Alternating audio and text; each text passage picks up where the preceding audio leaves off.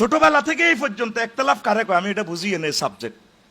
আমার সরমনাইর ভাইদেরকে আমার ভালো লাগে, হেফাজতের ভাইদেরকে ভালো লাগে, সব ভাইদেরকে ভালো লাগে। শুধু শিরক বেদাত যেটি আছে না, রাজমিস্ত্রি গ্রুপ, শুধু ওই শিরক বেদাত যারা মাজার বানায়া কোটি কোটি উম্মতকে জাহান্নামের দিকে নিয়ে যায়, শুধু তাদের সাথে আমাদের একমত নাই। আর পৃথিবীর সকল উলামায়ে কেরামের সাথে আমরা একমত। তারা নেককার, তারা জান্নাতের যাত্রী। কথা ঠিক কিনা? একতলাফ করবেন না, মিলেমিশে থাকেন।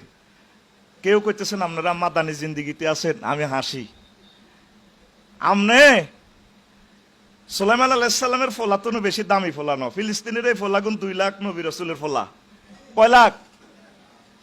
রফিকুল্লাহর দেহে আনামিয়ার রক্ত, ফিলিস্তিনের শিশুদের দেহে সাইয়েদনা দাউদ আলাইহিস সালামের রক্ত, সুলাইমান আলাইহিস সালামের রক্ত, ঈসা রুহুল্লাহর রক্ত, মুসা কালিমুল্লাহর রক্ত।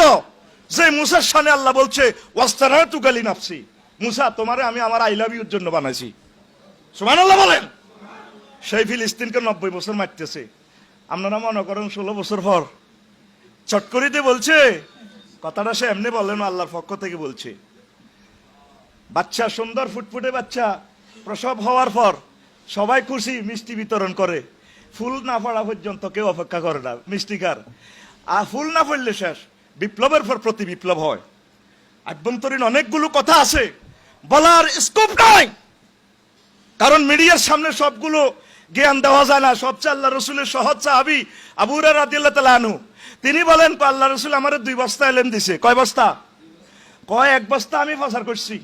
একবারে হুজুরের ক্লাসে সবচেয়ে সোজা, সোজা যে সোজা, কেলা গাছে বগুলিও সেইটাও জানে না।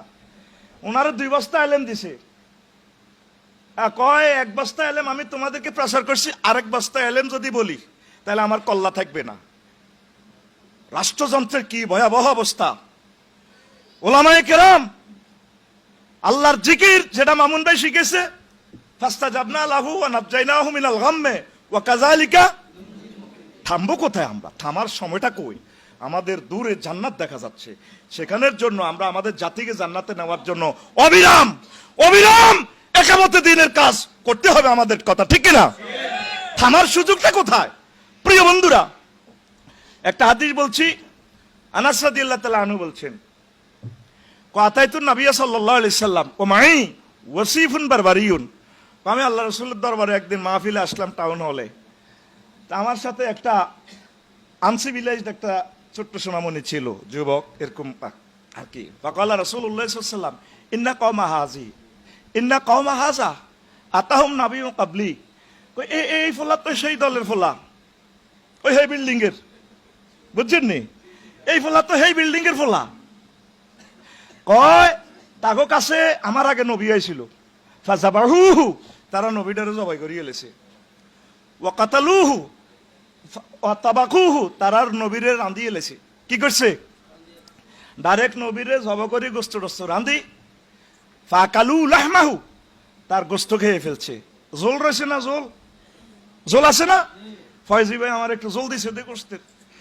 ওয়াশারিবু মারাকাহু, তারা তার গোশতের ঝোল সহ খেয়ে ফেলছে। আগের নবী রাসূলগুলারে যে নির্যাতনটা করছে, সেই নির্যাতনের তুলনায় তো আমরা জান্নাতের মতো আছি। তাহলে আমরা যদি আমাদের উম্মতগুলোকে জান্নাতের দিকে না যাই, যদি তাদেরকে সঠিক তাওহীদ এবং রিসালাতের যদি আমরা জিনিসগুলো মেসেজগুলো না পৌঁছায়, মুনিবের দরবারে আমরা কি দিব? আমরা তো যেটা মামুন ভাই বলছে, আমরা তো মনে করি আমরা মুসলমানের ইমাম, তাওহীদের ইমাম। আসলে আমরা সকলের ইমাম। সেই টেকনিকটা সামনে রেখেই এই প্রত্যেক নবী রাসূল খাদ্য উৎপাদন করছে, আর আমরা তো জুমার পরে খাইতে আসি, খাদ্য উৎপাদনের ব্যবস্থা করি না। প্রায় অনেক হাদিসে আগে কিন্তু রিজিকের কথা আছে। কোরআনে কারিমের সূরা বাকারার দিকে তাকায় দেখেন, রব্বুল আলামিন এখানেও রিজিকের কথা আছে। তারপরে ওয়ানফিকু মিম্মা রাযাকনাহুম ইউনফিকুন, তারা ওই মুমিন হচ্ছে তারা যারা রিজিক ব্যয় করে। তো ব্যয় করতে হলে কি করতে হইব? আয় করতে হইবে। এই আয়কে সামনে রেখে বাংলাদেশ ইসলামী ব্যাংক এই মেসেজটা দেওয়ার জন্য, ভুল ত্রুটি থাকবে, কাজ করতে গেলে ভুল হবে।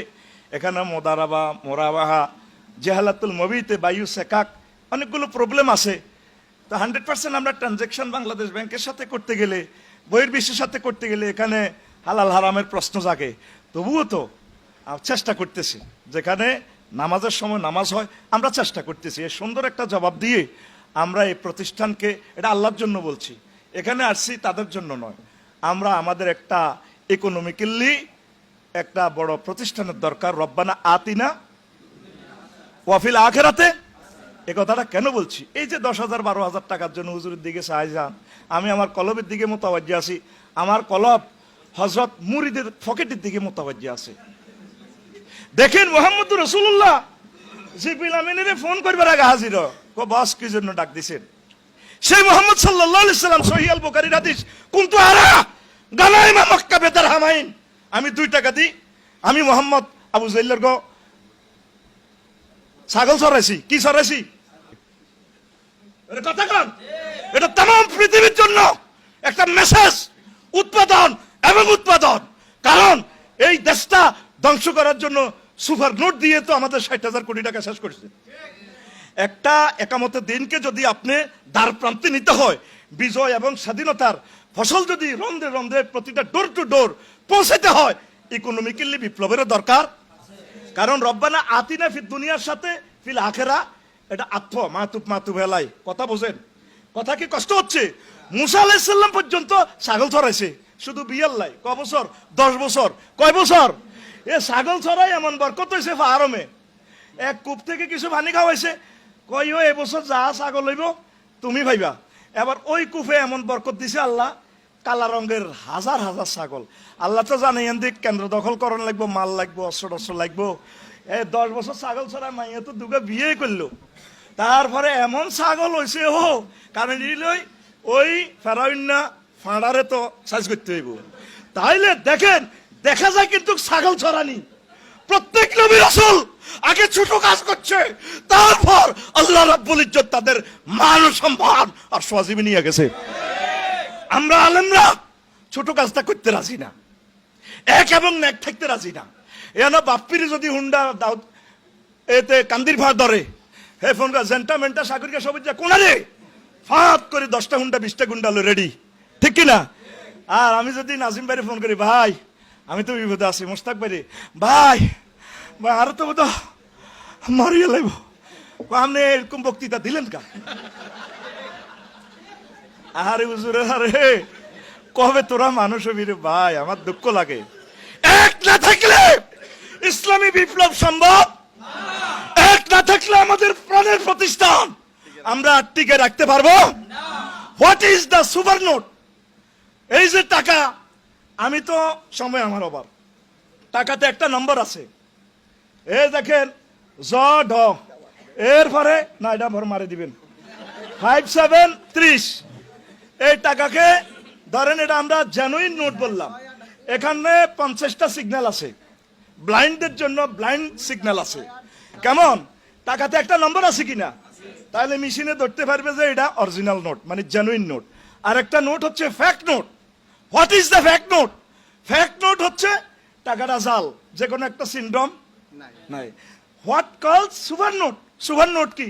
টাকা অরিজিনাল, পৃথিবীতে ধরার কোনো যন্ত্র, শুধু এই নম্বরে, এই যে 30 নম্বরে সাফাই দিছে, এই 500 টাকার নোট ধরেন 1 কোটি নোট, কয় কোটি? এটারে ব্যাংকের কিভাবে ধরবে? এটাকে বলা হয় সুপার নোট। এই সুপার নোট গুলা সাফাইয়া আমাদের দেশটা 62 সাল পর্যন্ত আমাদেরকে ঋণে ফেলে রেখেছে। কথা ঠিক কিনা? আল্লাহর রাসূল যেখানে শিখেছে আল্লাহুম্মা কফিনা বিহালালিকা হারামিকা ওয়াগনিনা মিন ফাদলিকা আম্মান সিওয়াক, কথা ঠিক কিনা? আল্লাহুম্মা ইন্নী আউযু বিকা মিন আরজালিল উমর। এরপরে এই হাদিসে আরো আছে ওয়া গালাবাতিদ দাইন ওয়া কাহরির রিজাল, কারণ ঋণের মতো জিল্লতি পৃথিবীতে আর আছে কিনা? আল্লাহ রাসূল প্রত্যেক নামাজের পর কেন বলতেন? তাইলে আমাদেরকে ঋণগ্রস্ত দিয়া শিক্ষানীতি ধ্বংস করে আমলাতান্ত্রিক প্রশাসন যন্ত্র, এমন কোন সেক্টর নাই যেটারে গণদর্শন করে ছাড়ে না। কথা বলেন? উত্তরণের পথ মানুষকে বুঝানো, সুন্দর করে মানুষের সাথে। মামুন ভাই যেটা বলছে ইমামুন নাস, আপনারা তো সাধারণ পাবলিকের লগে বসেন না, দরবার কারবারে থান না। না আমি না ওগুলো পছন্দ করি না। কথা ঠিক কিনা? আপনি তাদের সাথে মিশবেন, আপনি তাদের সাথে মিশবেন। মিশার পলিসিটাও আল্লাহ বলছে। মোহাম্মদ সাল্লাল্লাহু আলাইহি ওয়াসাল্লাম ছাগল চড়াইবার জন্য আসে নাই, টার্গেট হলো ওদের সাথে মিশে যাও, ওদের সাথে মিশে যাও, দাওয়াতি কাজ করতে সুবিধা হবে। কথা ঠিক কিনা? এরপরে মুসা আলাইহিস সালামকে আল্লাহ জাল্লা শানুর টেকনিক শিখাচ্ছে। মুসা, তুমি আমার লগে না গরম হয়ে যাও, ইযহাবা ইন্নাহু তাগা ফাকুলা লাহু কাওলান লাইয়িনা। তুমি আর তোমার ভাই তুমি তো গরম হয়ে যাও, মোবাইল টোবাইল তুই ভাঙি গেলাও, তবে তুমি যাইতেছ কেডারের কাছে, ইযহাবা ইলা ফিরাউন, হেতের কাছে যে দাও রে, ইন্নাহু তাগা আই ইন্নাহু কেডার, ইন্নাহু হেতে আর কি, কথা বুঝছেননি? তাইলে ফাকুলা লাহু কাওলান লাইয়িনান, তোমরা দোনোজন তার কাছে খুব মজার মজার সুন্দর করে করে কথা কইবা। ফালা আল্লাহু ইয়াতাযাক্কারু ওয়া ইয়াখশা, আশা করা যায় হাতে দাওয়াত কবুল করব, না করলেও তুমি বাঁচি যাবে কই। তো আল্লাহ আপনাদেরকে যে মিম্বর দিছে, এই মিম্বরে গণমানুষের সাথে মিশে তাদেরকে দাওয়াত দেন।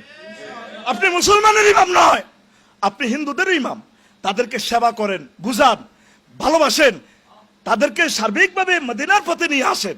আর এই ব্যাংকের আমাদের যে ভালো ভালো কাজগুলা আপনি প্রিজাইড করেন, এভাবে বুঝান। ইসলামী অর্থনীতি ছাড়া আমাদের মুক্তির কোনো আসেনি। কারণ যতই ওয়াজ করি ভাই, ও মাস শেষে বেতন গুণ না হাইলে, কথা ঠিক কিনা? ওই কলব আনা ইমামুল লিমান হাদারা ওয়ামাই ইয়াহদির কলব থাকবো কিন্তু সভাপতির পকেটের দিকে। এই জন্য প্রত্যেকে ছোটখাটো ব্যবসা বাণিজ্য শুরু করেন, দুগা গরু ফালেন, তাহলে আপনার অর্থনীতি ডেভেলপ হবে। জনগণ কিন্তু কুফা বর্ষার মতো হয়ে গেছে। আপনার উমাইর ইবনে সাহাব, এত বড় নেককার সাহাবীকে আল্লাহ রাসূল এই ওমর রাদিয়াল্লাহু তাআলা আনহু পাঠাইছেন কোথায়? হিমসের গভর্নর হিসাবে। কোথায়? হিমসের গভর্নর হিসাবে। ওরা ওনারে অনাস্থা দিয়ে লেছে, এই সুদখোর, এই খোর, এই খোর, বোঝেন না? অথচ দেখেন পৃথিবী বিখ্যাত লোক। এবার উনি কল করছে তারে নিয়ে আসো, উনি আসছে, ফাও এতটুকু পর্যন্ত খালানো।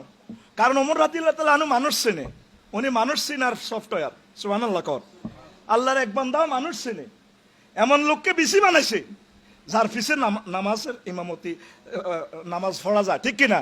আল্লাহর আরেক বান্দা যে বলছেন এমন বেশি হওয়া দরকার যার পেছনে ছাত্র জনতা নামাজ পড়বে। তার ভবিষ্যৎবাণী কবুল হয়েছে কিনা?